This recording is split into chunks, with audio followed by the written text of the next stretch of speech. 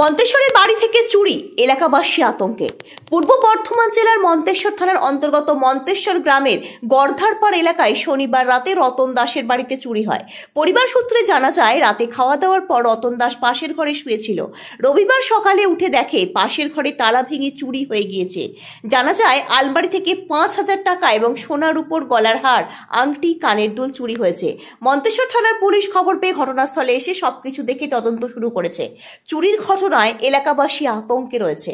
কল্যাণ মণ্ডলের report, 0 point news, Manteswar. চুরি হয়েছে, আমরা বাড়িতে পাশের রুমে ছিলাম, ঘুমিয়ে গেছি, এসেছে, তালা ভেঙেছে। তালা ভাঙার পর যা জিনিস ছিল সব নিয়েছে, সোনা, আংটি, কানের, নাকের, এগুলো সোনা ছিল, আর একটা রূপোর গলার হার ছিল, সেগুলো নিয়েছে। কাঁসা পেতল সেগুলোও নিয়েছে। আর জিনিসপাতি সব ছড়িয়ে ছিটিয়ে আলমারি ভেঙে, কপার দরজা তালা ভেঙে নিয়ে গেছে। আচ্ছা, থানায় গিয়েছিলাম, ওনারা এসে ইনকোয়ারি করে গেল, দিয়ে বললে যে চেষ্টা করে দেখছি।